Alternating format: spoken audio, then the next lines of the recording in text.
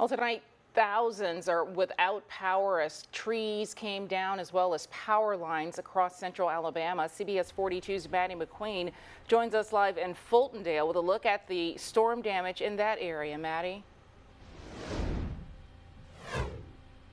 Yeah, Sherry, I'm in the CBS 42 weather alert unit right now, and we've been driving around central Alabama tonight. We've been able to see some green flashes that have lit up the sky, and that is what we know is transformers that are blowing out because of this storm. Now, take a look at this right here. We are in Fultondale right now, and Fultondale Fire Department says that Fulton Road is closed. They're not sure how long this road is going to be closed, but it's closed because of power lines that are down.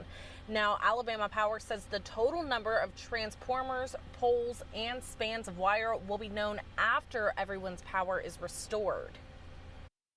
Our crews and resources are on standby, ready to respond to any outages that we have so we can get the power back on as quickly as possible.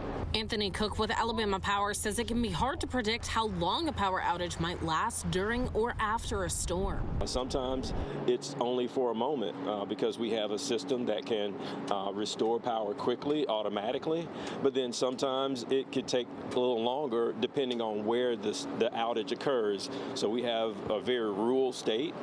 Sometimes the outages occur in places that are really hard to get to, and so that takes longer for the restoration. The number one cause of power outages for Alabama Power is trees or other plants knocking into power lines. When you have a combination of heavy rains that soften the ground, then you have strong winds that could blow over trees and cause limbs to snap. We are all hands on deck whenever we have storms. We're going to have our crews out as soon as it's safe to get out there to get the power back on as quickly as possible.